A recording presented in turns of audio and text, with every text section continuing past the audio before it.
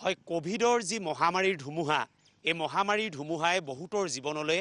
অমানিশা কঢ়িয়াই আনিছে বহুতক নিথৰুৱা কৰি গৈছে কোভিডৰ মহামাৰীৰ যি ছাতি ধুমুহা এই ধুমুহাত বিধ্বস্ত হোৱা এই ধুমুহাত আসলতে একেবাৰে দিগবিদিগ হেৰুৱাই পেলোৱা এটা পৰিয়ালৰ পদূলিমুখত এই মুহূৰ্তত আমি উপস্থিত আছোঁ এই মুহূৰ্তত আজি মুখ্যমন্ত্ৰীয়ে ৰাজ্যৰ মুখ্যমন্ত্ৰীয়ে এখন আঁচনি মুকলি কৰিব যিখন আঁচনিৰ মাজত এই পৰিয়ালটি আসলতে সমাব সেইভাবে এই বাতৰিটো আমি প্ৰকাশিত কৰিব বিচাৰিছোঁ মুখ্যমন্ত্ৰী আজি মুকলি কৰিব মুখ্যমন্ত্ৰী শিশু সেৱা আঁচনি আৰু এই শিশু সেৱা আঁচনিৰ অধীনত যিখিনি নিয়ম ইতিমধ্যে প্ৰতিচ্ছবিত কৰা হৈছে সেই নিয়মৰ মাজত কৰোনা ধুমুহাত বিধ্বস্ত হোৱা এটা পৰিয়ালৰ এই পৰিৱেশটো আমি সাক্ষী কৰাম য'ত এগৰাকী কন্যা এগৰাকী আসলতে ছোৱালীয়ে তেওঁৰ দেউতাকক হেৰুৱাব লগা হৈছে আৰু কেইবছৰমান পূৰ্বে তেওঁৰ মাতৃক হেৰুৱাব লগা হৈছিল অন্য এক অসুখত কিন্তু এতিয়া দেউতাক আৰু মাকক হেৰুৱাই এইগৰাকী ছোৱালী বা এইগৰাকী কিশোৰী এতিয়া নিথৰুৱা হৈ পৰিছে দিগবিদিগ হেৰুৱাই পেলাইছে তেওঁ ঘৰৰ লোকসকলেও এইগৰাকী কিশোৰীক কেনেকৈ আগন্তুক দিনত আগবঢ়াই লৈ যাব তাৰ বাবে বহু প্ৰশ্নবোধক তেওঁলোকৰ চকুৰ আগত থিয় হৈছে মই উপস্থিত আছোঁ যোৰহাটৰ টিয়ক সমষ্টিৰ ১ নং ঘৰফলীয়া গাঁৱৰ যিটো ৰোখেশ্বৰ বৰুৱা আলিৰ একেবাৰে সন্মুখ ভাগত উপস্থিত আছোঁ এয়া হৈছে ঘৰৰ পৰিৱেশ মোৰ সতীৰ্থ বিশ্বই দেখুৱাইছে এয়া হৈছে ১ নং ঘৰফলীয়া টিয়ক সমষ্টিৰ ১ নং ঘৰফলীয়া গাঁৱৰ ৰোখেশ্বৰ বৰুৱা আলিৰ পৰা আপুনি যদি অকমান সময় আহে তেতিয়াহ'লে দৰিদ্ৰতাৰে আচুৰি যোৱা এই ঘৰখন আপুনি সাক্ষী হ'ব এই ঘৰখনতে এগৰাকী কন্যা এতিয়া প্ৰায় নিথৰুৱা অসহায় অকলশৰীয়া হৈ পৰিছে আৰু সেইভাবে মুখ্যমন্ত্ৰীৰ শিশু সেৱা আঁচনিৰ যিটো কল্যাণমূলক চিন্তা চৰ্চা কৰা হৈছে নিথৰুৱা হোৱা বা অনাথ হোৱা শিশুসকলক অকমান আশ্ৰয়ৰ সহায় কৰাৰ সেই আঁচনিত অন্তৰ্ভুক্তিৰ এটা পৰিৱেশ ৰচনাৰ বাবেই বা তেওঁৰ নাম উল্লেখিত হ'বৰ বাবেই আমি এই বাতৰিটো কৰিছোঁ মই ভিতৰলৈ লৈ যাম মই পৰিৱেশটো দেখুৱাইছোঁ ঘৰখনত চাওক এইখন ঘৰতেই ইটো দিশত অৰ্থাৎ একেখন ঘৰৰে এইটো দিশত এই ভগ্নপ্ৰায় যিখন ঘৰ এই ঘৰখনতে তেওঁৰ দেউতাক যিগৰাকীক ইতিমধ্যে হেৰুৱালে আৰু কন্যা যি অংকিতা গগৈ তেওঁ ইতিমধ্যে অষ্টমমান শ্ৰেণীলৈকে অধ্যয়ন কৰি আছিল কিন্তু ঘৰৰ দৰিদ্ৰতাৰ ধুমুহা ঘৰৰ দায়িত্ব লোৱাৰ এটা পৰিৱেশ তেওঁৰ মূৰৰ ওপৰতো অহাৰ বাবেই তেওঁ আধাতে স্কুল এৰিবলগীয়া এটা পৰিৱেশো হৈছিল কিন্তু আমি কষ্ট কৰিম যে তেওঁক আকৌ বিদ্যাৰ যাত্ৰাত আকৌ আগবঢ়াই লৈ যাব পৰা যায় নেকি যদি মুখ্যমন্ত্ৰী জিলা প্ৰশাসনে সহায় কৰে তেতিয়াহ'লে তেওঁক লৈ যাব পৰা যাব এইখন ঘৰ মই অকণমান ভিতৰলৈ যাম দীঘলীয়াকৈ আপোনালোকক এই সমগ্ৰ প্ৰতিচ্ছবি দেখুৱাই আমি মুখ্যমন্ত্ৰীৰ দৃষ্টিগোচৰ কৰিব বিচাৰিছোঁ যোৰহাট প্ৰশাসনৰ দৃষ্টিগোচৰ কৰিব বিচাৰিছোঁ যে এইগৰাকী নিথৰুৱা যিগৰাকী কিশোৰী তেওঁক অকমান সহায় কৰিব পৰা যায় নেকি বা সহায় কৰিব লাগে মই তেওঁক প্ৰথমতে দেখুৱাইছোঁ তেওঁ হৈছে অংকিতা গগৈ অংকিতাৰে আজি কেইদিনমান পূৰ্বে কোভিডত তেওঁ পিতৃক হেৰুৱাইছে তাৰ কেইবছৰমান পূৰ্বে অতি শোকাকুল পৰিৱেশত তেওঁৰ মাতৃক হেৰুৱাইছিল একেই ৰুগ্ন অৱস্থাত আৰু এতিয়া কোভিডৰ ধুমুহাত তেওঁ পিতৃক হেৰুৱাব লগা হৈছে আৰু প্ৰায় দিগবিদিগ হেৰুৱাই পেলাইছে এইগৰাকী কিশোৰীয়ে এইখন ঘৰ তেওঁৰ খুৰীয়েক এয়া দেখিছে তেওঁৰ ঘৰৰ ভিতৰত তেওঁৰ খুৰীয়েক তেওঁলোকৰ ঘৰত এতিয়া চকু পানী আৰু অন্ধকাৰচ্ছন্ন এটা পৰিৱেশ গোটেই পৰিৱেশটো আপুনি চাওক কেনেধৰণৰ এটা পৰিৱেশে বিৰাজ কৰিছে চাৰিওফালে মাথো এতিয়া অন্ধকাৰ চাৰিওফালে মাথো এতিয়া দৰিদ্ৰতাৰ আচৰ মই তাই কান্দিছে এই মুহূৰ্তত মই তাইৰ লগত অকণমান কথা পাতিম উপায়হীন গোটেই পৰিৱেশটো আমি দেখুৱাবই লাগিব সংবাদ মাধ্যম হিচাপে মই অকণমান তাইৰ লগত অকণমান কথা পাতি ল'ব বিচাৰিম তুমি কি কৰি আছা এতিয়া দেউতাটো ইতিমধ্যে আমি জানো কেনেকৈ পাৰ কৰিছা এইকেইটা দিন আৰু তুমি কি কৰি আছা পঢ়া শুনা কৰি আছিলানে নাই কৰা পঢ়া শুনা ক্লাছ 9ত পঢ়ি আছিলোঁ এতিয়াবা অলপ দিগদাৰ হ'লত স্কুল এৰি দিলোঁ মানে কিমান দিনমান হ'ল স্কুল এৰা আজি এবছৰ হ'ল তাৰমানে তোমাৰ দিগদাৰ মানে কি মানে পইচা পাতিৰ অসুবিধা হ'ল পইচা পাতি দিগদাৰ নাই হোৱা হেৰি ঘৰত অলপ দিগদাৰ হ'ল পাপা কামলৈ গুচি যায় হাঁহ কুকুৰা এইবোৰ কিছুমান যে এইবোৰ চাব লাগে সেইকাৰণে অলপ দিগদাৰ হ'ল মানে ঘৰৰ দায়িত্ব তুমি লৈ ল'ব লগা হৈছিল হয়নে নহয় মই খুৰাকৰ লগত তোমাৰ মই আৰু এটা কথা সুধি লওঁ ধৰি লোৱা তোমাক এতিয়া চৰকাৰে পঢ়ুৱাব চৰকাৰে কোনোবা ভাল মানুহ আগবাঢ়ি আহিব কোনোবা সংগঠন বাঢ়ি আহিব তোমাক পঢ়ুৱাব বিচাৰে তুমি পঢ়িবানে তেতিয়া পঢ়িবা মন আছে তোমাৰ এয়া হৈছে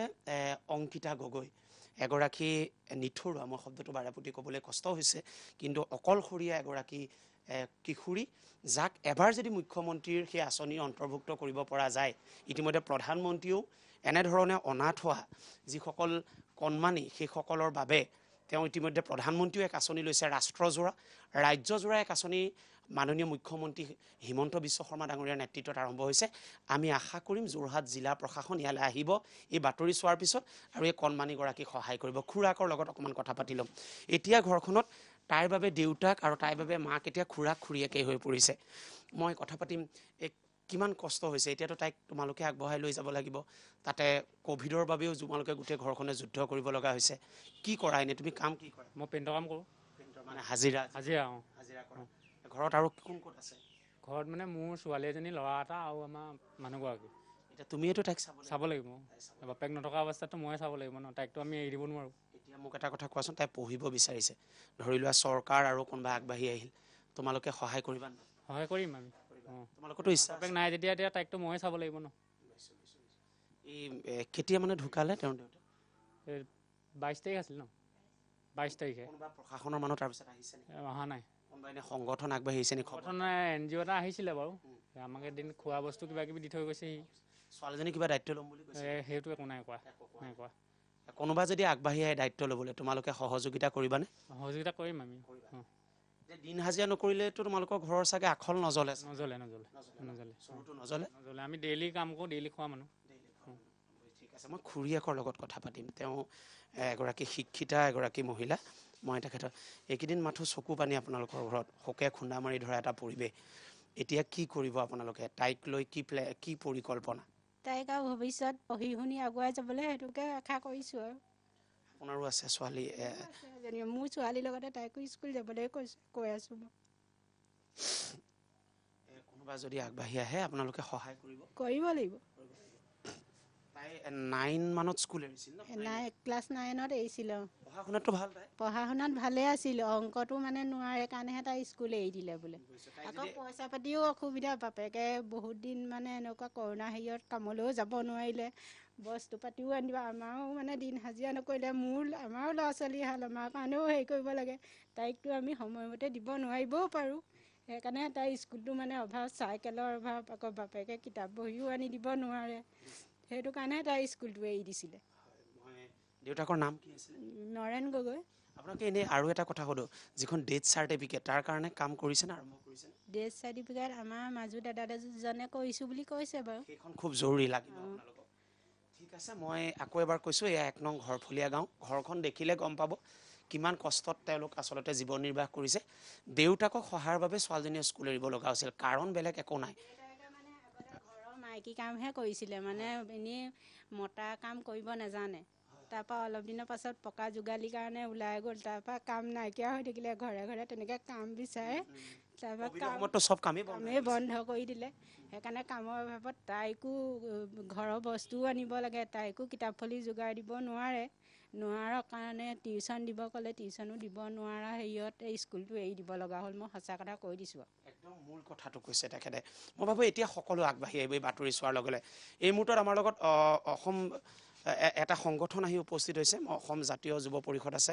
জাতীয়তাবাদী যুৱ পৰিষদ তাৰ চেণ্ট্ৰেল কেন্দ্ৰীয় সমিতিৰ সহকাৰী সাধাৰণ সম্পাদক আহিছে অকণমান সহায় কৰিব আৰু এওঁলোকেও হয়তো চৰকাৰৰ ঘৰলৈ লৈ যাব গোটেই বাৰ্তাটো অকণমান যদি এইফালে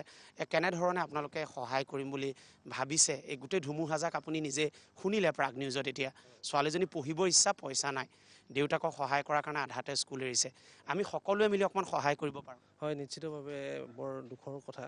1 নং সোণাৰী গাঁৱৰ এই পৰিয়ালটোৰ আচলতে একমাত্ৰ জীৱিকা আছিলে তেওঁ ইতিমধ্যে কোভিডত মৃত্যুৰ মুখত পৰিছে মৃত্যুক সাৱটি ল'লে আৰু কিছুদিনৰ আগতে জানিব পাৰিছোঁ তেওঁ মাকো মানে বিশেষ অসুখত মানে মৃত্যুৰ মুখত পৰিলেই অকণমানি ছোৱালীজনী অংকিতাক আমি পঢ়া শুনাৰ দায়িত্ব ল'ম বুলি ইতিমধ্যে চিন্তা চৰ্চা কৰিছিলোঁ তেওঁক সুধিলোঁ তেওঁ আজি কিছুদিনৰ পূৰ্বে বোলে স্কুল ইতিমধ্যে এৰিছে আমি জানিব পাৰিলোঁ তো এই আমাৰ এটা অনুৰোধ যোৰহাট জিলা প্ৰশাসনৰ জৰিয়তে মাননীয় মুখ্যমন্ত্ৰী মহোদয়ৰ যিটো শিশু সেৱা আঁচনি তেখেতৰ জৰিয়তে এই পৰিয়ালটো যাতে কিঞ্চিত পৰিমাণে হ'লেও সহায় পায় এই আহ্বান জনাম তেখেতসকলেও কৈছে সহযোগিতা কৰিব তেখেতসকলেও এটা অন্যতম সংগঠন যোৰহাট জিলাৰ আৰু তেওঁলোকেও সহযোগিতা কৰিম বুলি কৈছে আৰু শিশু যি সেৱা আঁচনি মুখ্যমন্ত্ৰীয়ে আজি মুকলি কৰিব এই আঁচনিখন আমি মুখ্যমন্ত্ৰীৰ জ্ঞাতাৰ্থে বাতৰিটো কৰিছোঁ যোৰহাটৰ এডমিনিষ্ট্ৰেশ্যন অৰ্থাৎ প্ৰশাসনৰ জ্ঞাতাৰ্থে যোৰহাটৰ ছ'চিয়েল ৱেলফেয়াৰ ডিপাৰ্টমেণ্ট তেওঁলোকৰ দায়িত্ব আছে ইয়াৰ স্থানীয় গাঁওবুঢ়াজনৰ দায়িত্ব আছে ইয়াৰ লোকেল যিজন ৱাৰ্ড মেম্বাৰ তেওঁৰ দায়িত্ব আছে পঞ্চায়তৰ সভাপতিৰ দায়িত্ব আছে আৰু আমাৰ সকলোৰে দায়িত্ব আছে। মই বাতৰিটো যিসকলে চাইছে বিভিন্ন NGOই হয়তো চাব এতিয়া এই বাতৰিটো আৰু বিভিন্ন লোকে চাইছে আপোনালোকে খবৰটো পোৱাৰ লগে লগে ঠিকনা ৰখেশ্বৰ বৰুৱা আলিমুৰ সোমাই অকণমান আহি বাওঁ দিশে ঘৰখন আপুনি দেখিব। ইয়াৰ গাঁওখনৰ নাম 1 নং গাঁও ঘৰফলীয়া আৰু সমষ্টি টিয়ক জিলা যোৰহাট। সকলো আহক আৰু প্ৰাগ নিউজৰ লগত যোগাযোগ কৰিলেও আপোনালোকে আহিব পাৰিব। যোৰহাটস্থ প্ৰাগ নিউজৰ কাৰ্যালয়ত যোগাযোগ কৰিলেও অংকিতাক সহায় কৰিবলৈ আপোনালোকে আহিব পাৰিব। আপোনালোকক আমি বাট দেখুৱাম, আপোনালোকক আমি ইয়ালৈ লৈ আহিম। এই বাতৰিটো আমি যোৰহাট জিলা প্ৰশাসনৰ টেবুললৈ এৰিছোঁ। আশা কৰিম মুখ্যমন্ত্ৰীৰ শিশু সেৱা আঁচনিয়ে চুই যাব অংকিতাৰ ভৱিষ্যতৰ জীৱন। হয়।